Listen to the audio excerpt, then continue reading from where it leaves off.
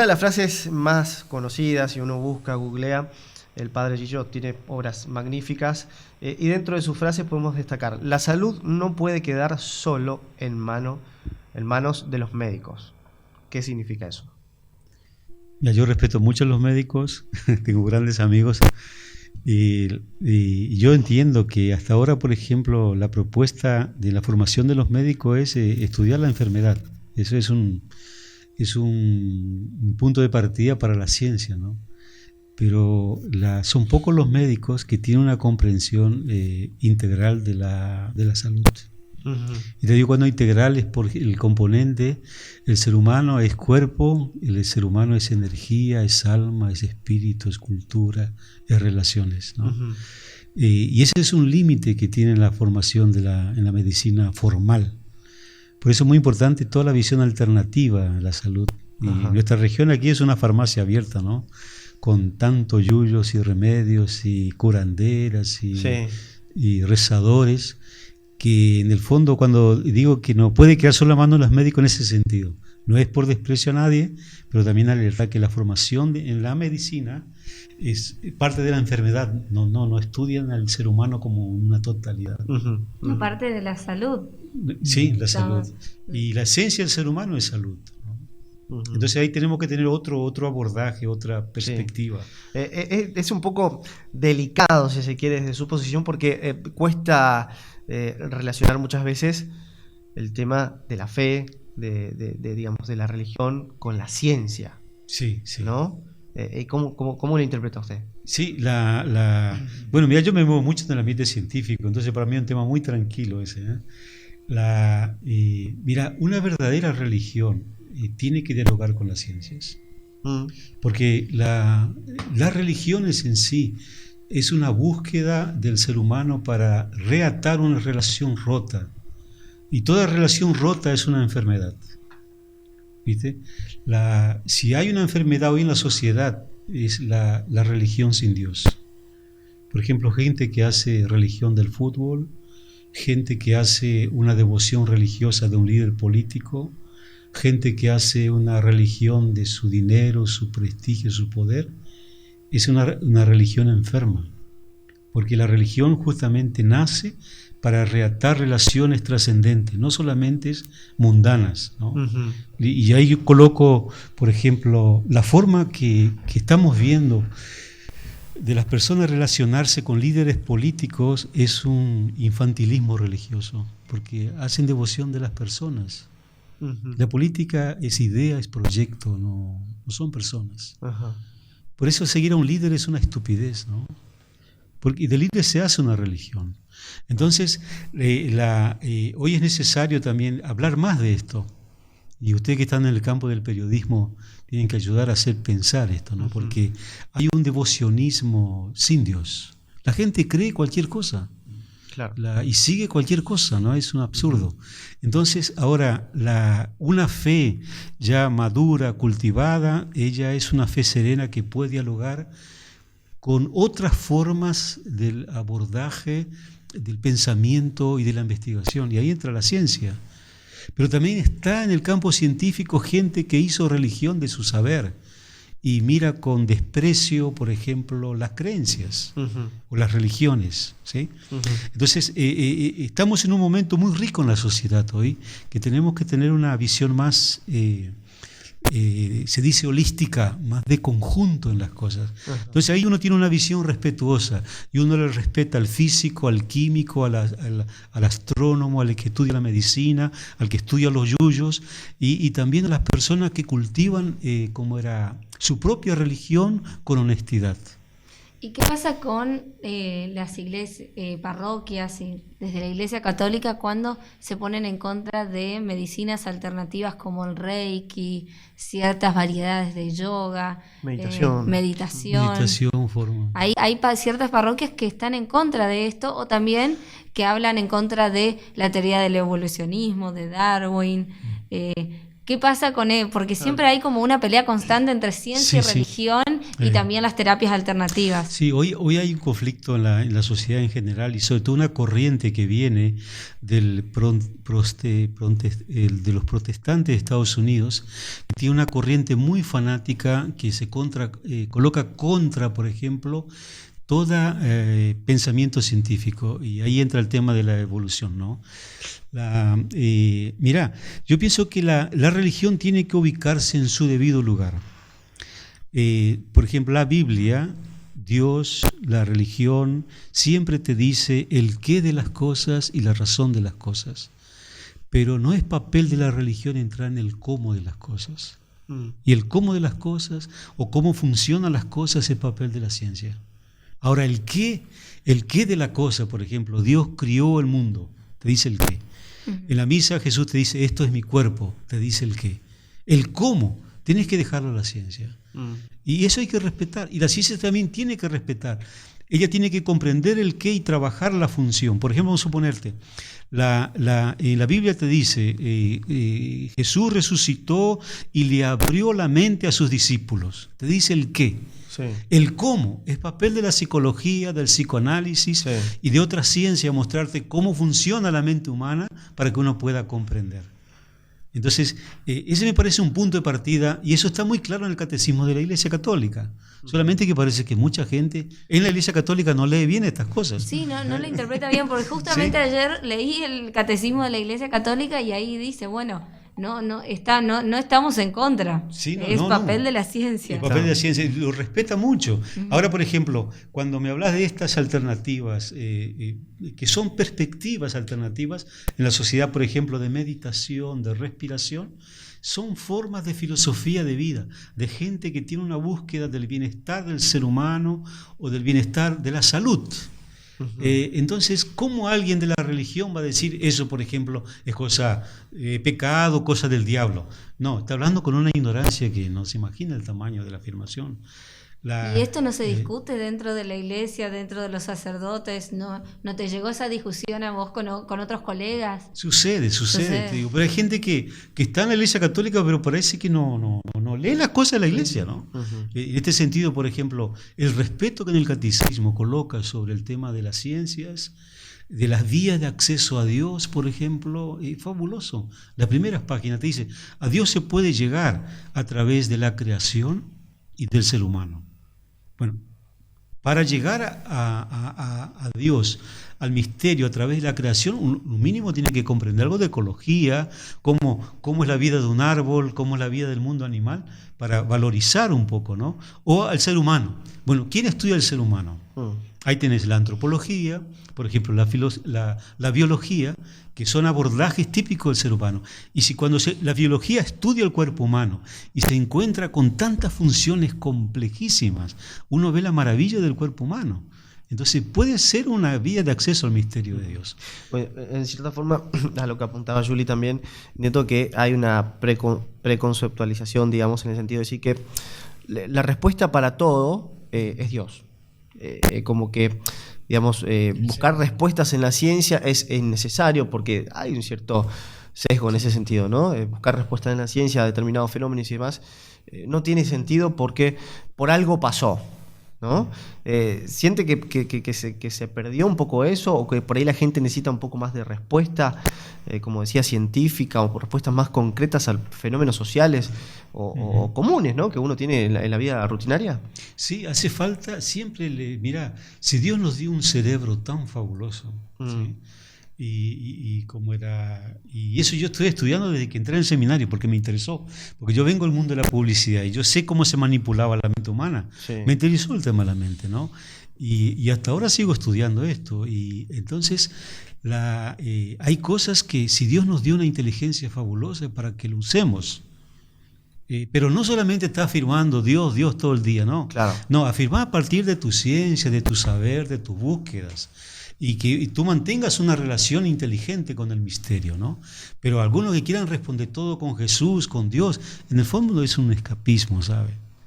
Porque a veces son haraganes para no pensar un poco más allá de sus narices, ¿no? Por algo Dios nos dio una inteligencia fabulosa. Y tenemos que aprender también a movernos a partir de ese potencial que cada ser humano recibió. Por eso es importante, ahí viene el estudio de la mente, ¿no? Hay que tener, relacionado con el mandamiento de temor a Dios por sobre todas las cosas, ¿cierto miedo a preguntarse por qué o qué? No, nunca. Es una pena que esta traducción del temor a Dios no es bien temor. En nuestra cultura la palabra temor es algo terrorífico, es de asustar y meter miedo. En el fondo sería más correcto hablar de reverencia. ¿Viste? La reverencia debida al misterio de Dios. Como tenemos reverencia a nuestros símbolos patrios, tenemos reverencia a nuestros mayores, hay una reverencia mayor a aquel que es la fuente de todo esto, ¿no? Del misterio. Pero no es bien temor, ¿no? Había que actualizar ese término, ¿no? Condiciona. Sí, condiciona, porque el temor está muy relacionado con el miedo y con la culpa. Temor, miedo, culpa. Y castigo. Castigo, ahí necesariamente castigo, infierno. Sí, puede ser. Sí. A ver, tiene que ser medio masoquista para querer el temor, el castigo, el infierno. Si no hacen tal cosa, ahí puede pasar tal. Bueno, ese es un método es una pedagogía que viene de la Edad Media, ¿no? Que viste que lo religioso entró por el miedo, claro, de la amenaza al infierno, ¿no? Y ahí te hicieron toda la hornalla, el diablo, y todas estas cosas, ¿no? Está bien, fue una catequesis de un tiempo.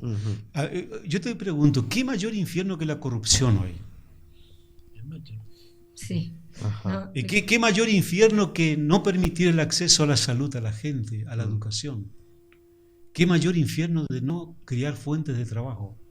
¿El consumismo? ¿Qué piensa del consumismo? La era del consumismo. Va a llegar un límite, ¿no? Va a llegar a su fin. Pero ahora estamos así en pleno. El motorcito del consumismo está funcionando de una forma increíble.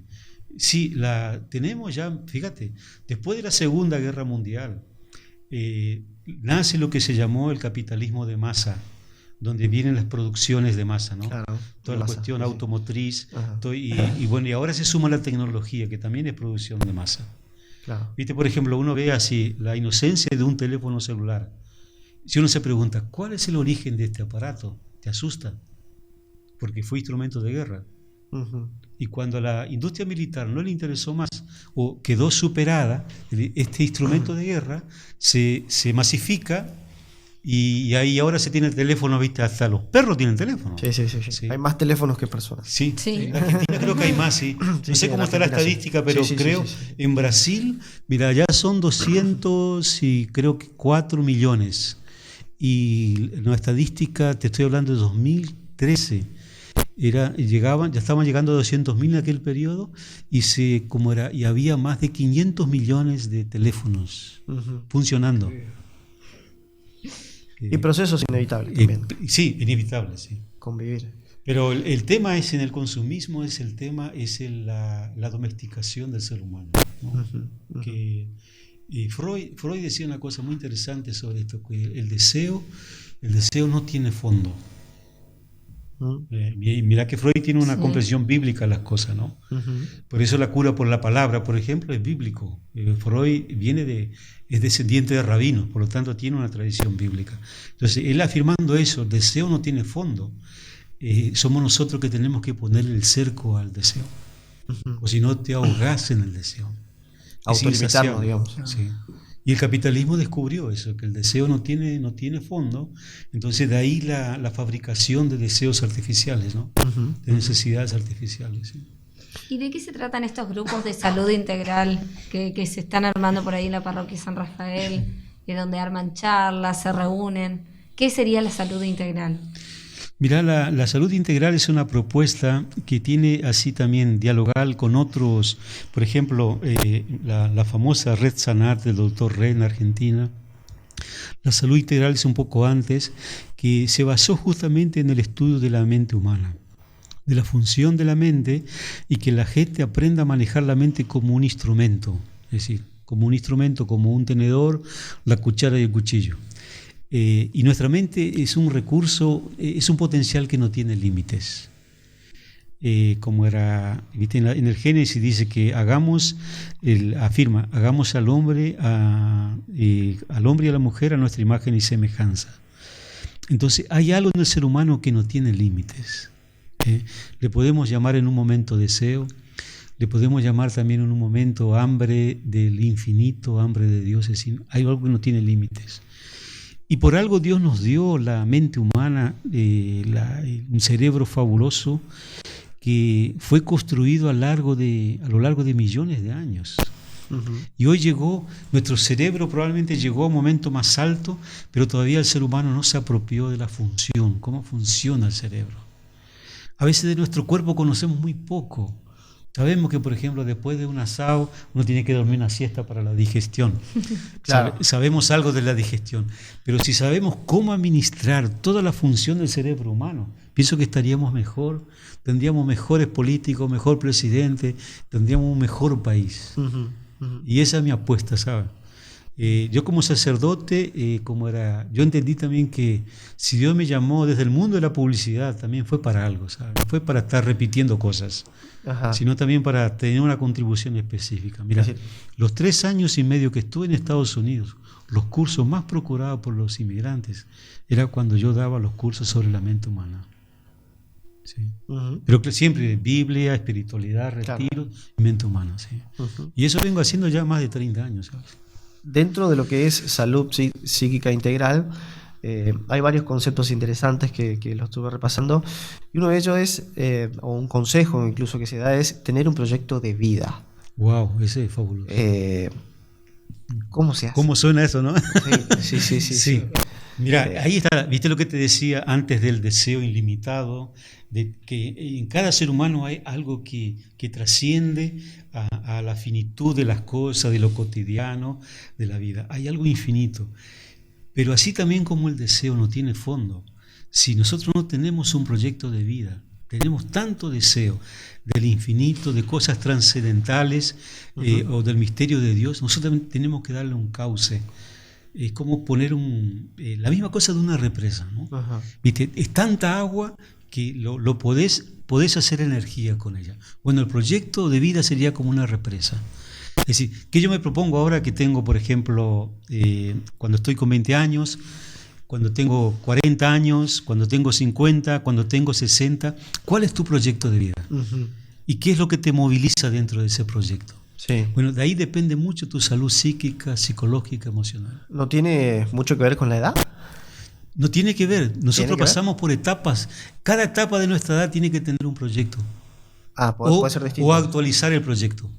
Pero siempre los proyectos nuestros tienen una continuidad.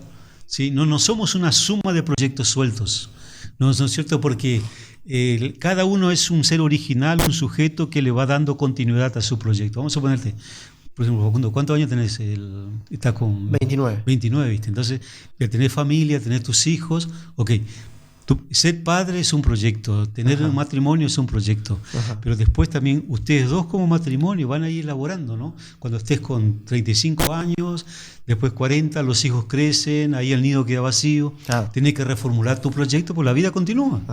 Y la vida tiene que tener sentido, tiene que tener una carga de sentido, una carga de alegría, para saborear la felicidad. Entonces, en ese sentido, uno elabora un proyecto. Mira, yo como sacerdote, tengo 30 años de sacerdote, y yo no me quedo parado en mi proyecto. Para mí, llegar al sacerdote era parte de un proyecto, pero no era el proyecto. ¿Sí? ¿Me decías lo del sonido? La gente nos está diciendo por ahí problemas con el sonido, pero ya vamos, hay varios, seguramente a solucionar. Sí. Decía que habían varios conceptos interesantes, ¿no? Y una de las cosas que usted dice en este sistema, digamos, en la salud integral, tiene que ver con el sistema educativo. Como que tiene una gran falencia en el sentido de enseñar la capacidad que tiene nuestra mente y la capacidad que tiene el hombre, ¿no? ¿En qué sentido sería? Mira, ahí vamos al sentido latín educar. Educar significa sacar de dentro de la persona, educare. Es como, viste, ya destapaste alguna vez un vino, ¿no? Sí, de vez en cuando, ¿no es cierto? Una sola vez, Paco. En mi tiempo era Tunkelén, ¿viste? Pero en fin, ¿viste cuando vos sacás el corcho y este sonido que sale un aire, te dice, ¿no? Sí. Bueno, educar en un fondo es ese sonido, ¿viste? Que te guarda algo, hay algo ahí que vas a aprovechar, pero después que destapaste. Eso es educación, hay que destapar. Entonces, ¿qué está pasando con el sistema educativo? En lugar de destapar, parece que le están poniendo más protección. Sí. Entonces, ¿qué pasa a una generación que no piensa, no reflexiona, que repite, vive por la exterioridad? Mirá, a mí me sorprende la cantidad de programas estúpidos que tenemos en la televisión. Ajá. Así, la estupidez que se dicen, ¿no? Sí. El lenguaje, hay gente que está repitiendo 40 años la misma cosa y son como, ¿sabes? Son baluartes de la comunicación. Uh-huh. No quiero decir el nombre porque mucha gente... Sí. Pero se dan cuenta, ¿no? ¿Y qué pasa con esos productos? Porque son realmente socialmente muy arraigados, tienen su atracción. El consumo, digamos, ahí está el consumo, volvemos al tema del consumo.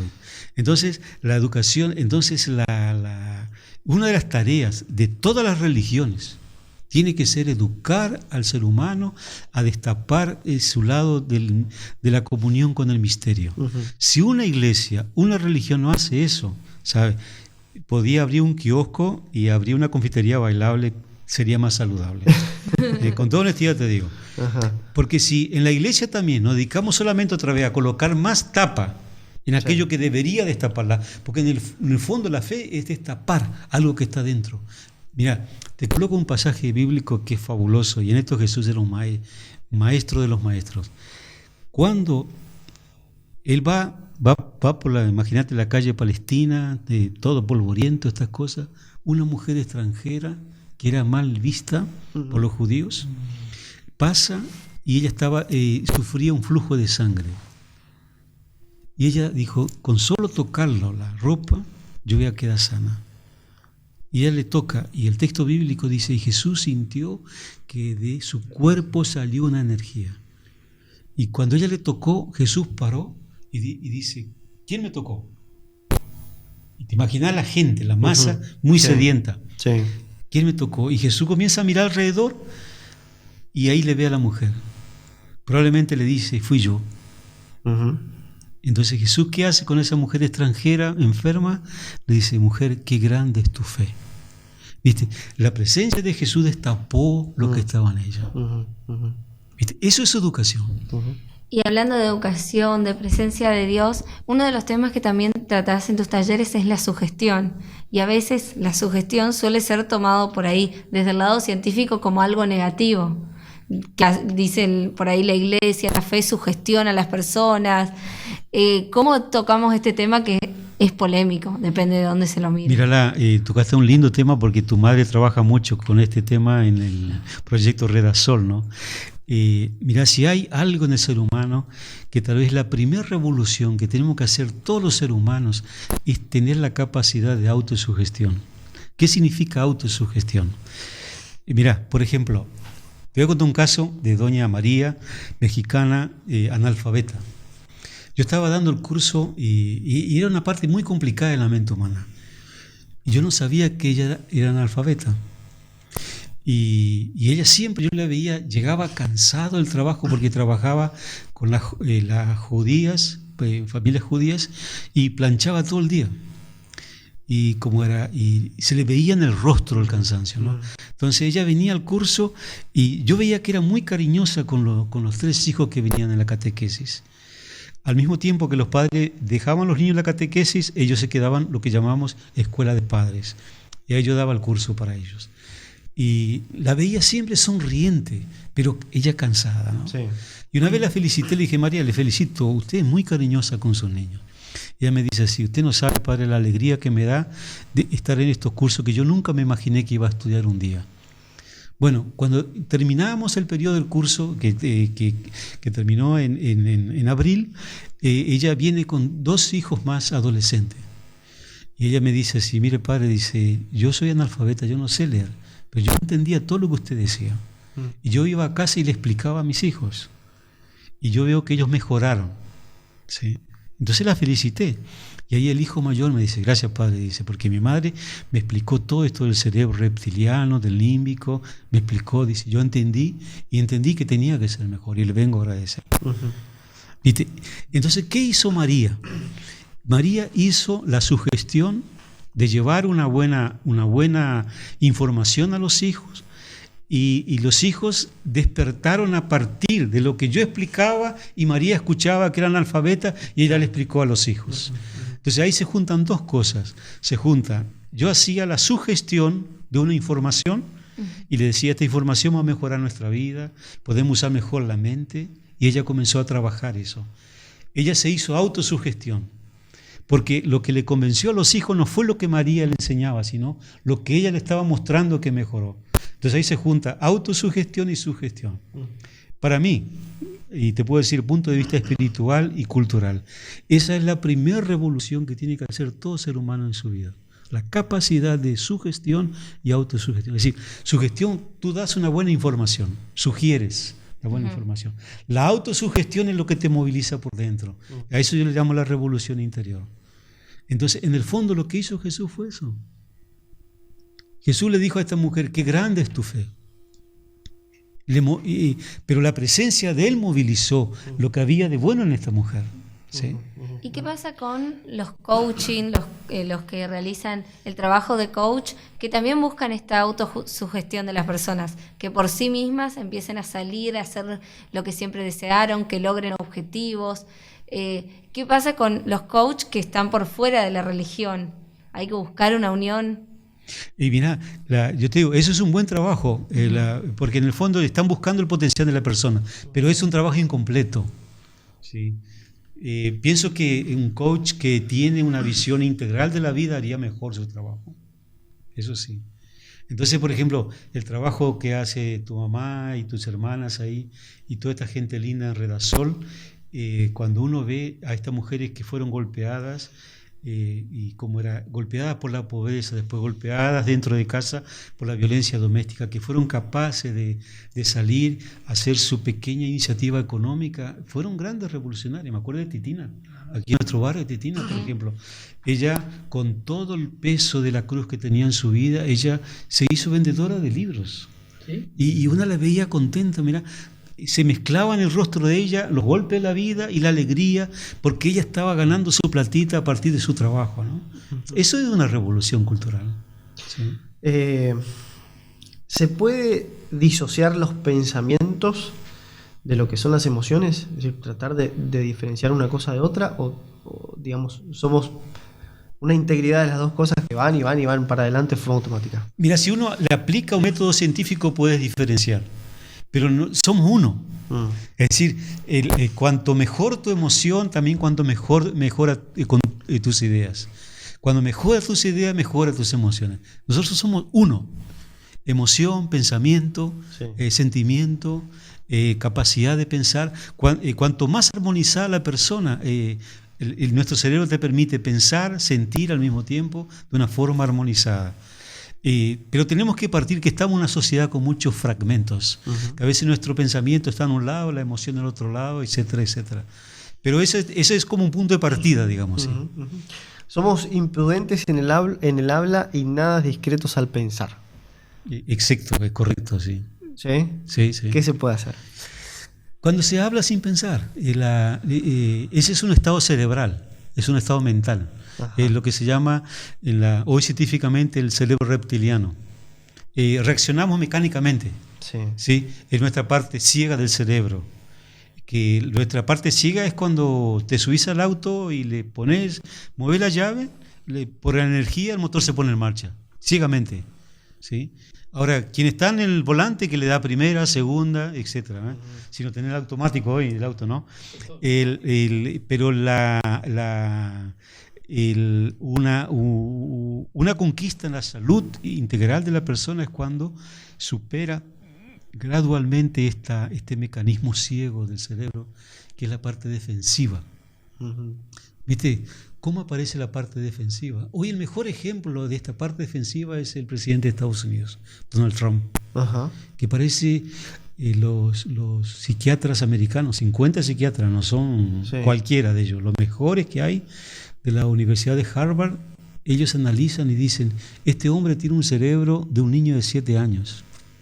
El presidente de Estados Unidos no tiene capacidad para administrar, no tiene capacidad de estadista. ¿Sí? Entonces, este tipo de cerebro son las reacciones violentas. ¿Viste? Responde sin pensar, son agresivos. Mira, el típico cerebro reptiliano es lo que aparece en las campañas políticas. Sí. Todos los políticos usan la estrategia del cerebro reptiliano. Algo como defenderse atacando. Defenderse digamos. atacando, rebajando a los demás, él es el mejor, etcétera, etcétera. Pero después sabe que no va a ser tampoco, porque no es un pensamiento de él, es un mecanismo de defensa. Y nuestro cerebro está preparado para sobrevivir. ¿Cómo es eso? Sí, esa parte de nuestro cerebro llamado reptiliano es el especialista en la sobrevivencia. A largo plazo tenemos el cerebro reptiliano. Mira, es el primero, cuando estamos en el vientre materno, es el primero que se forma y el día que morimos es el último que muere. Probablemente 9 días después que morimos. Mirá. Para que veas la potencia que tiene este cerebro. Hay que empezar a controlarlo, entonces. No, y hay que hacerse otros. amigo, hay que hacerse amigo de esta parte, porque tiene una energía tremenda. Mira, a los segundos que el óvulo y espermatozoide se juntaron en el vientre materno, ya esta parte de nuestro cerebro comienza a grabar las emociones, las sensaciones de mamá, las sensaciones de papá. Y va a ser el último que muere. Hoy se sabe científicamente que el cuerpo humano va muriendo gradualmente, ¿no? Tú le entierras todavía, pero hay células que están vivas en nuestro cuerpo y esta parte del cerebro está ministrando hasta la muerte de la última célula nuestra, él la ministra. Es un maestro de sobrevivencia, ¿sí? Sí. ¿Y se adapta a los cambios? Quien adapta es la parte emocional y racional. ¿Viste? Emocional y racional. Sí, pero este cerebro es la parte automática. La primera, la parte reptiliana, ¿viste? Lo que nos viene en la parte del cerebelo. Sí. Tenemos que, como dentro del cerebro tenemos algo así como una columna que viene de la columna vertebral, esa es la parte reptiliana. Después viene la parte límbica, que es la parte del medio por dentro. Límbico tiene, se dice límbico en latín, es como un cinto, y la parte neocortes, que es la parte racional. Bueno, la parte racional es la que piensa y dice, no, ahora estamos en un cambio cultural. Y uno se prepara emocionalmente para vivir ese cambio. Entonces, el reptiliano obedece. Pero ¿qué pasa? En la mayoría de la gente, el reptiliano es el que manda. Ajá. Sí. Por eso es necesario la salud integral, ¿no? Hay gente que... es muy interesante, ¿no? Sí, súper interesante. Que ha viajado, o por determinada crisis se fue a Europa a vivir a España, a buscar nuevos destinos y que esto, que lo otro, y que al año están volviendo. ¿Qué cree que le puede haber pasado? ¿No se puede adaptar? Emocionalmente no puede haber muchos factores. Por ejemplo, una de las cosas, la primera es el tema, en Europa hoy, por ejemplo, el tema del trabajo es un tema muy sensible, muy delicado, ¿no? En Estados Unidos, por ejemplo, uno nota que la oportunidad mayor hoy está en lo que se llaman trabajos que los americanos no harían. Sí. Pero hay oportunidad, se pueden ganar los dólares y sobrevivir. Ahora, por ejemplo, si uno emocionalmente no se adapta para el cambio, uno vuelve enseguida. Yo, por ejemplo, yo hice mucho ejercicio mental y emocional para ir a Estados Unidos, porque sabía que el palazo no es fácil allá. Y estaba preparado para eso y no me quejo, súper aguantar, pero estaba preparado. Ahora, cuando uno sale así nomás también sin prepararse, pensá nomás aquí de Misiones, cuánta gente fue a Capital Federal, fíjate cuánto tiempo vivió la soledad, y después le tuvo que encontrar su razón, tal vez en ganar, en crear la familia, volver, claro, etcétera. Sí. Pero eso de querer volver siempre está en tu corazón. Sí, siempre se quiere volver. ¿Dónde está siempre? Tu tierra, tu barrio, sí, siempre. ¿Y la religión nos puede ayudar a administrar estas emociones? Mira, ese sería un papel de la religión, porque si hay que religar las cosas, la religión tiene que religar el ser humano con el ser humano para religar con Dios, digamos, ¿no? Y con el misterio de Dios.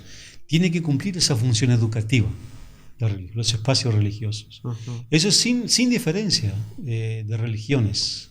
Por eso los espacios de ecumenismo, de diálogo interreligioso, aquellos programas que hacía el entonces cardenal Bergoglio, hoy Papa Francisco, con los musulmanes y los judíos, muestra que las religiones tienen que tener un servicio a la sociedad y a la vida del ser humano. Tienen, sí. No pueden solamente estar pensando en su propia huerta. Es interesante el concepto por la sociedad en que vivimos, por las formas en que también jóvenes y adultos tomamos nuestras relaciones, el tema del equilibrio de relaciones y sentido de, atención con esto, sentido de pertenencia sin dependencia. Complicado, ¿eh? Complicado. Sí, eso es lindo, eso es lindo. Por ejemplo, el sentido de pertenencia. Ahí hay todo un trabajo, mira, te digo, mi tesis doctoral va un poco por ahí también. Primero tenemos que afirmar el sujeto como ser único, original, irrepetible. Uh-huh. Mira, el día que tú te asumes como un sujeto único, te da una paz, porque no necesitas parecerte a nadie. Viste que chiquito dice, este parecido con el tío, este con el abuelo, este con el vecino, con el lechero, con el diariero. Sí. El día que tú te das cuenta que no eres parecido con nadie, sino que eres tú mismo, ahí comenzás a prestarte más atención. Sí, en primer lugar. Sí. Ahí el sentido, si yo pertenezco a una familia, pero también si hay gente en la familia que son aquello que ustedes estaban hablando antes del programa, personas tóxicas. Personas tóxicas. Yo elijo quién es mi familia. Uh-huh. Puede tener mi sangre, pero no se comporta como un pariente. Pariente. Como era. Entonces uno dice, bueno, ok, es mi familia y todo, pero no cuenta. Uh-huh. O yo prefiero tomar una distancia saludable. Como era la misma cosa también, por ejemplo, en la iglesia. Yo soy sacerdote, pero yo veo las contradicciones que hay en la iglesia católica. Hay gente muy mediocre, uh-huh. Gente muy haragana, hay gente santa, gente muy pecadora, hay gestos de santidad, también hay corrupción. Yo pertenezco, pero no soy fanático de lo que pertenezco. Uh-huh. Yo no soy un hincha, ¿viste? Ciego. No me trago cualquier cosa, soy sujeto, yo soy responsable a quién le voy a dar mi adhesión o no. Es decir, ahora uno puede decir, yo tengo una dependencia, por ejemplo, en proyectos, me comprometo, pero no soy así un dependiente enfermo, ¿sí? Una vez un proyecto puede funcionar, otras no, uno dice tranquilamente, revemos qué pasa. También tengo ese autocrítico de mí, no puedo ser un dependiente de mí. Claro. ¿Viste? Vamos a suponer, por ejemplo, una persona que afirma tonterías, promete cosas imposibles y después por una cuestión de honra tiene que defender estupideces, ¿no? Sí. No, uno dice, no, tengo la capacidad crítica de decir, no, en esto me equivoqué. ¿Viste? En ese sentido de no dependencia, ¿no? Bueno, miles de temas. Hay miles de temas. Por ahí también esto se relaciona con polémicas que hubieron en el país con el Papa Francisco, de por ahí gestos de él de pertenencia o de interpretaciones de los periodistas de apoyo a ciertos partidos políticos y a otros no. ¿Qué pensás de esto? Mira, yo creo en primer lugar, yo creo que en Argentina todavía no tenemos la dimensión de qué significa tener un papa argentino. Es cierto. Sí, no tenemos todavía la dimensión. Sí. Hay que salir un poco afuera para darte cuenta, ¿no? Ahora, mira, yo soy así, simple cura de barrio, y yo tengo la experiencia también de la gente que quiere tirar ventaja de tu amistad, etcétera.